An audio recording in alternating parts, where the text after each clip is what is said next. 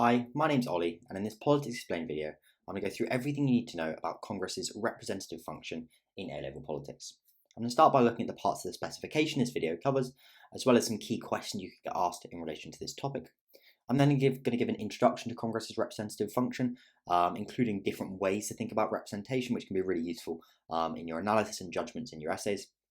I'm then going to look at the significance of incumbency, and in particular the key reasons for it, before looking at the factors that affect voting behaviour within Congress, looking at parties, caucuses, interest groups and lobbyists, and electoral incentives and public opinion within their constituency. And then finally, I'm going to look at some overall evaluation in relation to whether Congress performs its representative function effectively, looking at key arguments on either side in relation to three potential themes: so congressional elections, descriptive representation, and representation of interests. The PDF you can see on your screen is part of an updated textbook that you can purchase on the Politics Explained website, covering all of the US part of the course, apart from the comparative bits, which are going to be soon covered with 12 marker plans coming out on the Politics Explained website. And on the website, you can also find loads of other resources to help you in your A-level, including essay plans, these kind of updated textbooks, everything you need to know guides, as well as a place to sign up for tutoring if that's something you'd be interested in. Yeah, without further ado, let's get into it. So, starting off with the parts of the specification this lesson covers. So, it's part of the Congress topic, and it's the key part is representation. And there's a couple of key bullet points: congressional elections and the significance of incumbency, factors that affect voting behaviour within Congress. So, looking at these partisan caucuses, constituency, pressure groups, and lobbyists. And then finally, some key debates at the end about how well Congress fulfills its legislative role. In some of the key questions you could get on here, in terms of the 12 markers, it could be potentially on the kind of differences between how members act in the House of Representatives compared to the House of Commons, or in the Senate compared to the House of Lords, or in Parliament compared to Congress. Or it could be a more general question about differences between parliaments, and some of this you'll be able to use in it. Or you get more specific questions like to what extent do both of them fulfill their representative roles, as a kind of comparative question. In terms of 30 markers that could come up, you just get a general one: to what extent is Congress representative? You could get kind of evaluate the view that the main factor affecting Congress voting behaviour is the constituency, so that's one about the factors influencing voting behaviour. It could be part of a question on whether Congress is the broken branch, where you probably look at its three key functions: representation, legislation, and oversight, with representation as one paragraph. Or it could be in some of these other more general questions on Congress, and you're probably going to be bringing it in into a range of different questions you could get asked in the exam.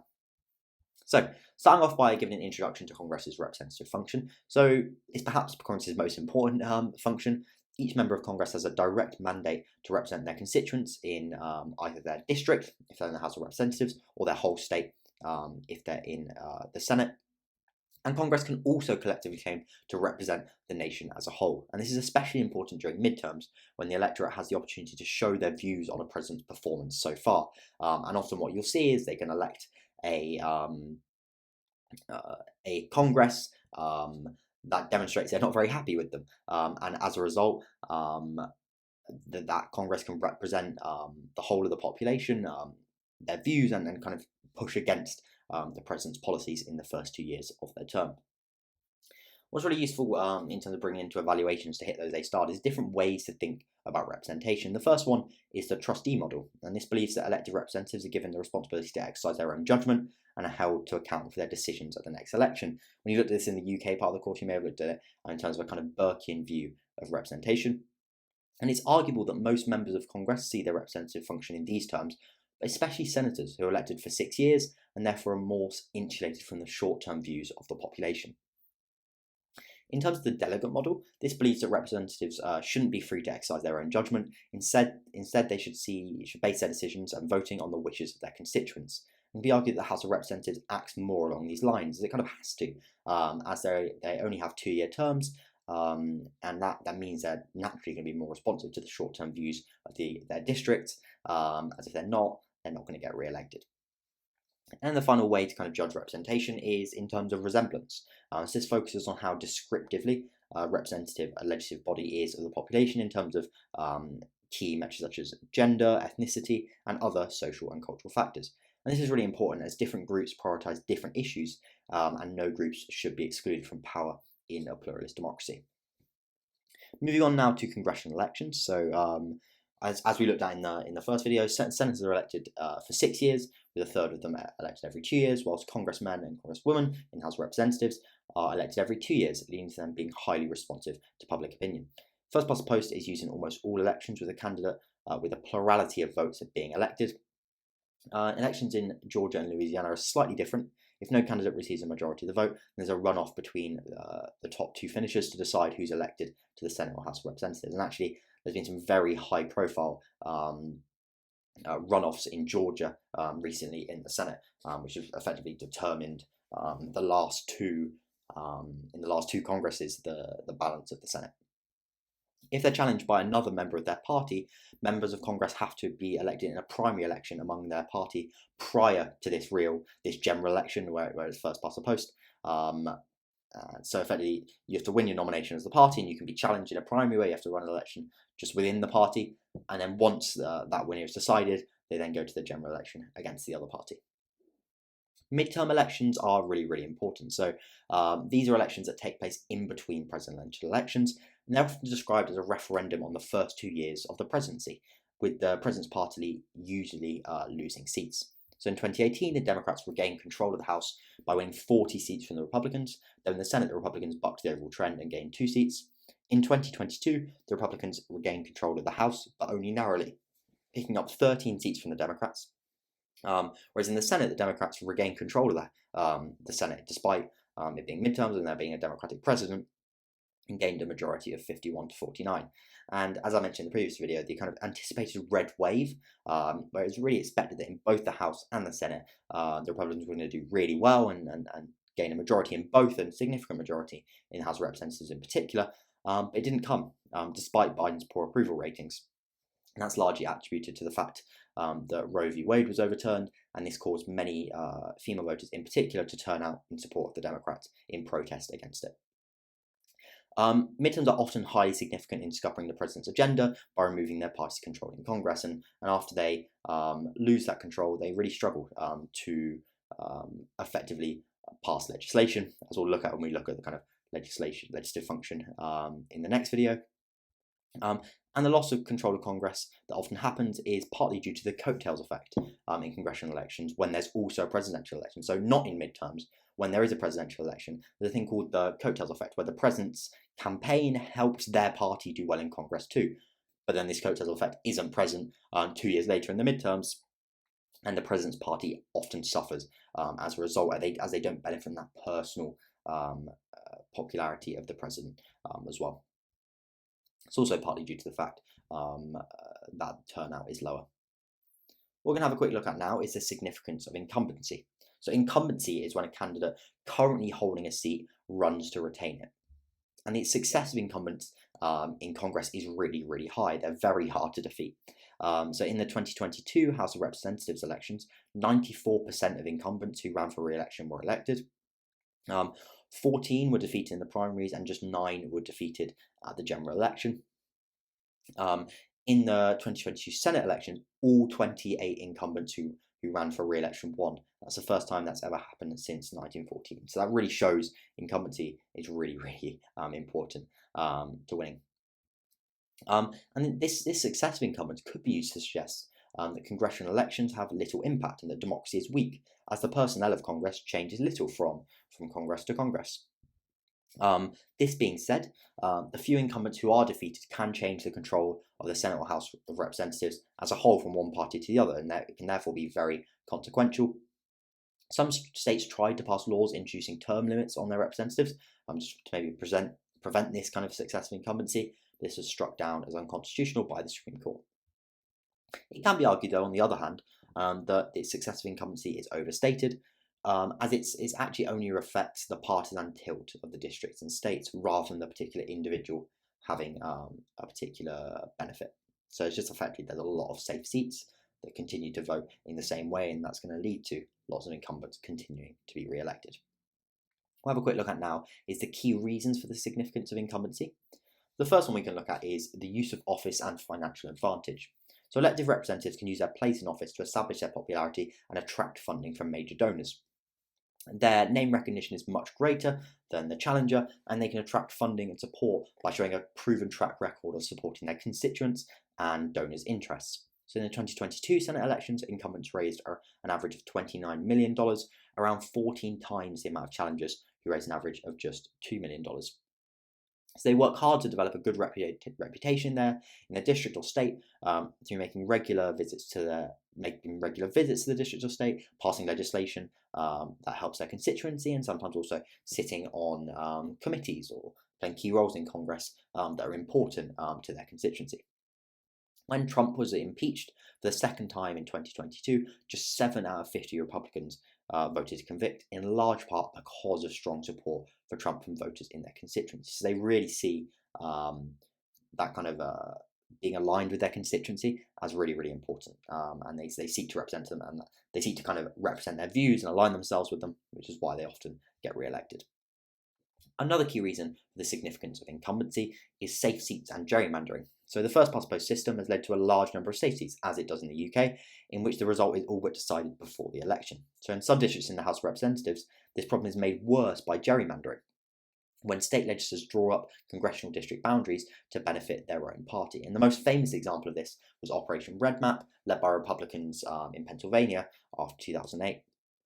And this targeted Democrat states due to redraw their district boundaries with huge amounts of campaign spending, so that they retook control over the state legislatures and then could have a knock-on impact by redrawing the district boundaries in their favour. And this was most successful in Pennsylvania. So in 2008, Obama won Pennsylvania, and 12 out of 18 of the congressional districts were won by Democrats. In 2012, however, Obama won again. So obviously the redrawing of the boundaries doesn't affect it, it's just Congress. But the Democrats won just 5 out of 18 of the congressional districts, despite having over 50% of the vote. And this was due to the successful Republican gerrymandering. These boundaries were, however, then challenged and overturned by the Pennsylvania Supreme Court. And gerrymandering went to the Supreme Court in 2019, but the court ruled that it was for Congress and state legislatures to address. They didn't rule out. So gerrymandering doesn't always happen. It doesn't happen in the majority of states. Safe seats there are in a lot of in all states effectively. But yes, it's one of the key reasons why incumbents continue to get elected, because often they'll have a clear majority of supporters for their party in their district. And obviously this only applies to the House of Representatives, the gerrymandering bit, and sometimes there's gerrymandering to help that. But even some states for senators are safe seats as well. And the final key reason, which you may have heard of, is called pork barrel legislation, which is when a representative proposes an amendment to legislation that will benefit a particular group in their constituency in order to help them get re-elected.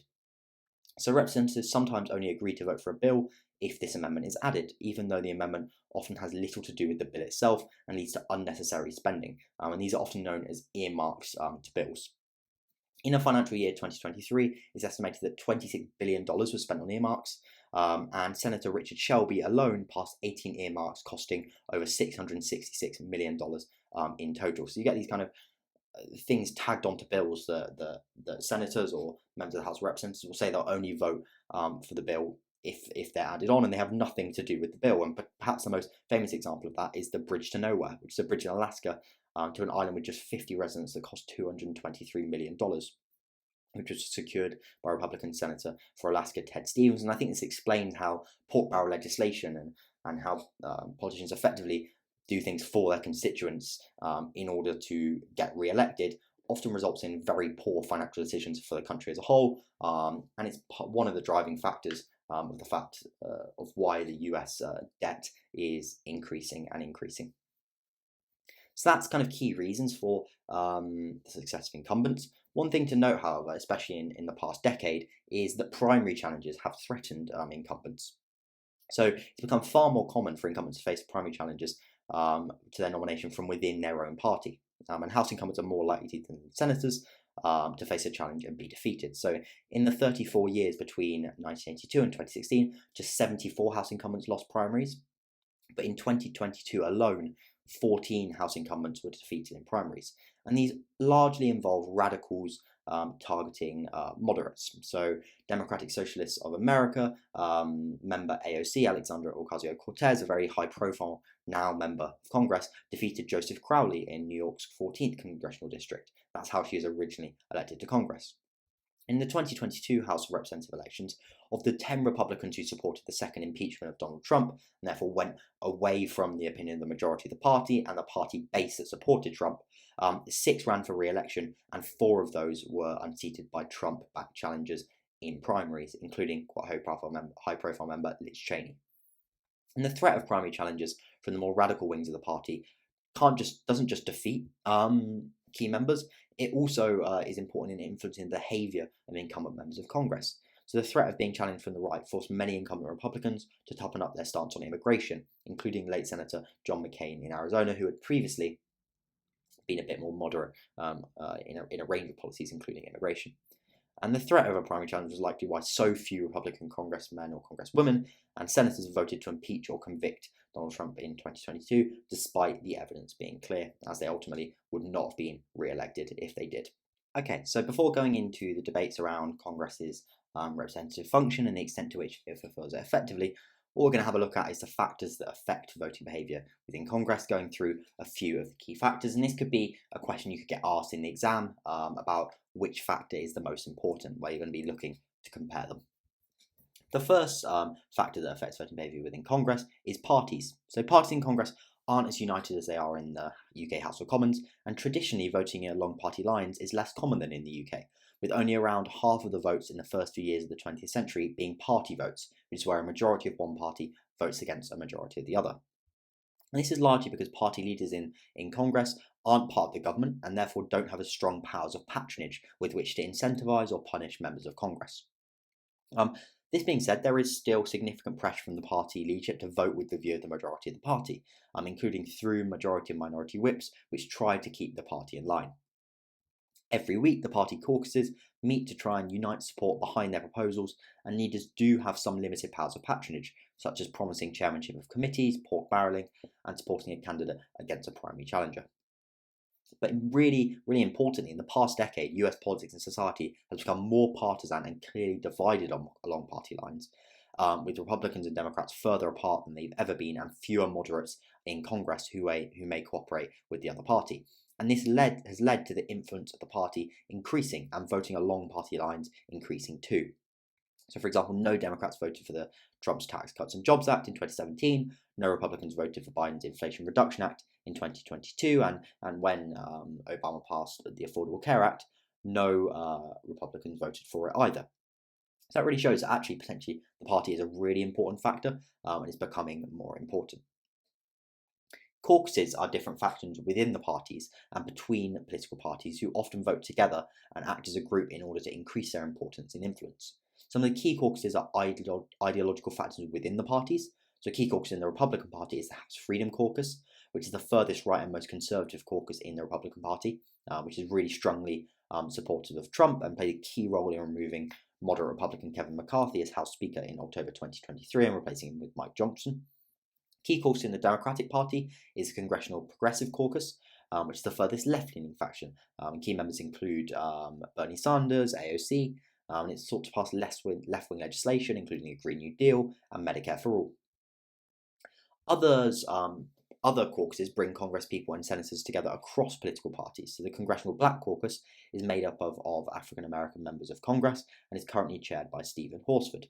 It played an important role in pushing for the George Floyd Justice in Policing Act in 2021, which passed the House but failed to pass the Senate.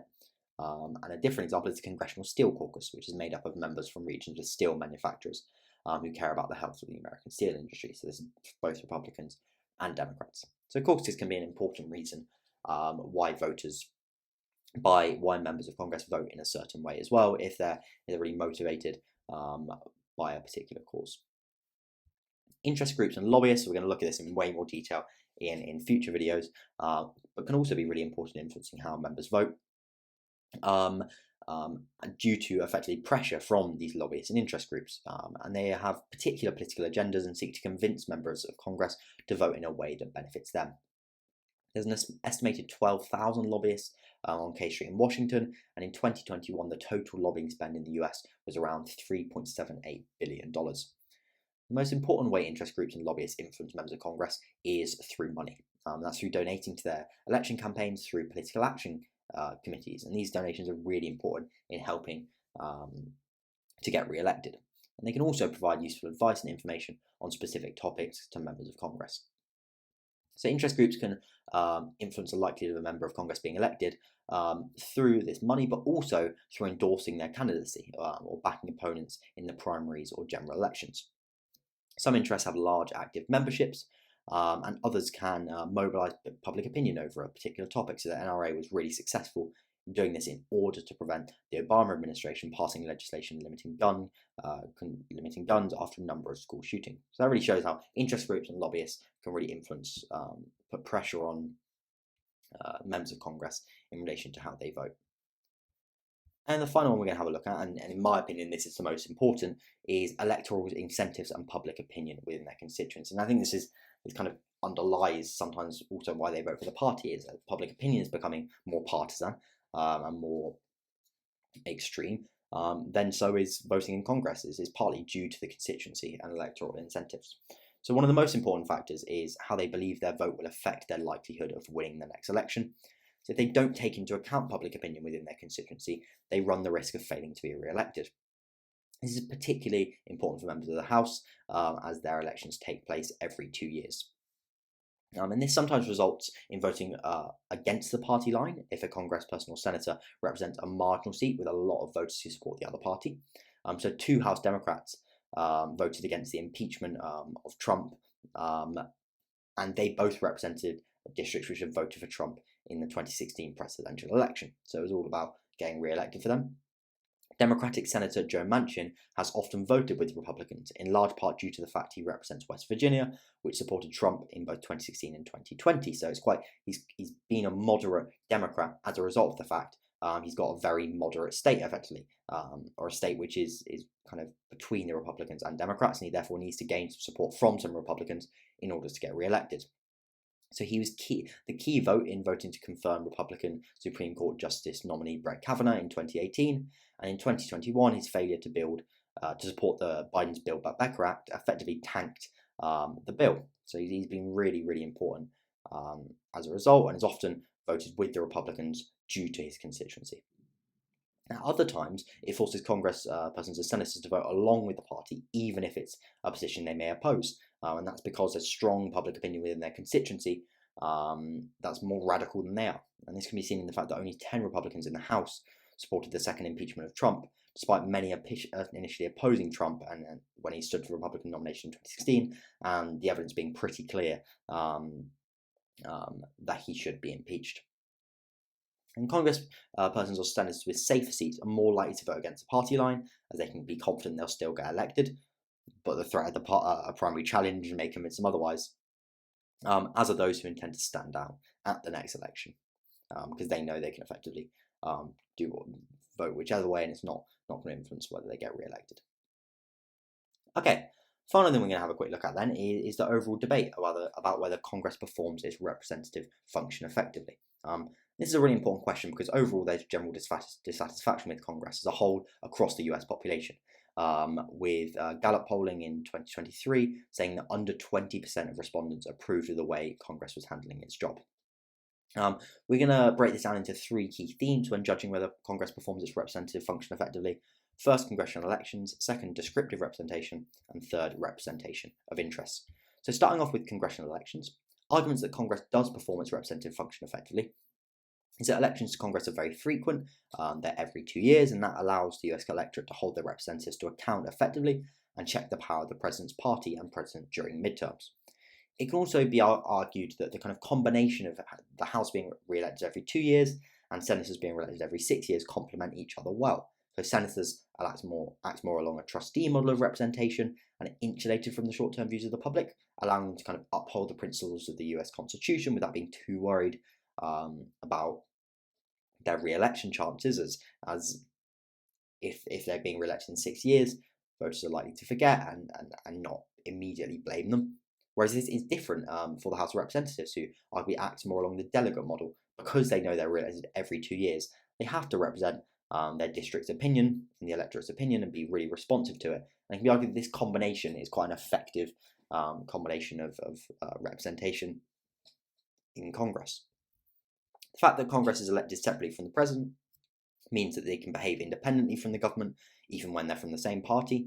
And it can be argued that the increased frequency of primary challenges in the last decade ensures that members of Congress are held to account for their views by their party as well as the general electorate. In terms of arguments that Congress doesn't perform its representative function effectively in terms of congressional elections, the success of incumbents can be used to argue that congressional elections have little impact and that democracy is weak, as members of Congress are rarely voted out for their actions and the personnel of Congress rarely changes.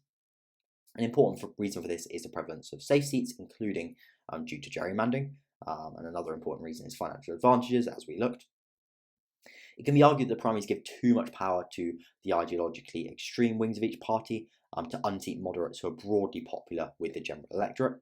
And because these primaries come before the general elections, there's not much that can be done about that. And also forces members of Congress to be more ideologically extreme than they otherwise would be. Members of the House of Representatives can be argued to be elected too frequently. So the fact that they're elected every 2 years leads to them spending almost constantly focused on raising money and being re-elected rather than effectively representing their constituents. And it can be argued also that Republicans and Democrats are becoming increasingly ideologically cohesive, leaving little room for third parties or differing views within the parties, which can be seen as really bad for representation. In terms of descriptive representation then, on the one hand, we've got some arguments that Congress doesn't perform its representative function effectively. So Congress today is far more white, male, straight, college-educated and old than the US population as a whole. So a quarter of members of the current Congress are non-white compared to 41% of the US population. Just 28% of all members of Congress are women compared to 51% of the US population. And there's obviously a couple of others of these, but Congress is also much older than the population, much older, much more likely to be straight than the population, and much more likely to have a college degree than the whole of the population. And this can be seen as an important reason for Congress's failure to pass radical legislation that challenges the status quo, such as on policing reform following the murder of George Floyd, which non-white and young voters were strongly supportive of. But obviously, these were less represented in Congress. On the other hand, it can be argued that whilst Congress isn't still representative of the population, US population, it has improved in terms of its descriptive representation in recent years. So the 118th Congress has 173 non-white members compared to just 86 10 years ago, and 150 women members compared to 100 10 years ago. And according to the 2020 census, 136 of that US House districts are majority-minority districts, districts in which a racial minority group or groups comprise a majority of the district's total population. And this can be seen as helping the effective representation of minority interests in the long term, as members of the House are going to have to represent non-white views in order to get elected. The final thing we're going to have a look at, and probably the most important one, is representation of interests. On the one hand, it can be argued that Congress is really effective in representing the electorate, as senators and members of the House of Representatives place a lot of emphasis on representing the local interests of their district or state. They spend a lot of time in their constituencies, including holding regular town hall meetings in which they meet face to face with those they represent. So the average representative holds 9 town halls per 2-year Congress, and the average senator holds 7. Congress people and senators seek to represent the interests of the constituency by voting for bills that benefit them and introducing pork barrel legislation which will benefit their constituency. And they can also sit on committees which are relevant to the economy of their district and state. For example, the House Agricultural Committee is currently chaired by Glenn Thompson, a Republican who represents Pennsylvania's 15th district, where farming is highly important to the economy, with over 5,800 farms in 2017. And then finally, some arguments that Congress doesn't perform its representative function effectively in terms of representation of interests. It can be argued that members of Congress are too fixated on representing local interests, and that getting re-elected, this focus on local interests and getting re-elected impairs their ability to represent the national interest and the nation as a whole. This can be seen with too much of a focus on pork barrel legislation. It can also be argued that the highly partisan nature of Congress means that members of Congress increasingly fail to compromise, opting instead for argument, even if it means few legislative achievements are made. And that can be argued that is that actual representation, effective representation of the whole country? No. And further, the importance of campaign financing to fight elections also makes lawmakers susceptible to being influenced by interest groups and lobbyists, and this also leads to them focusing a large portion of their time on fundraising rather than representing their constituents. So it's been estimated that members of Congress spend up to half of their time on fundraising activities, especially during election years, which really reduces their time available for legislative and constituency work and can be used to suggest that they're really not good at representing the interests of their constituents and the nation as a whole. So yeah, that was everything in terms of Congress's representative function. Next couple of videos are going to look at Congress's legislation and oversight function, and then the final video is going to look at some debates in relation to Congress. Let me know if you've got any questions or comments that I can help with in the comment section below, and I'll see you in the next video.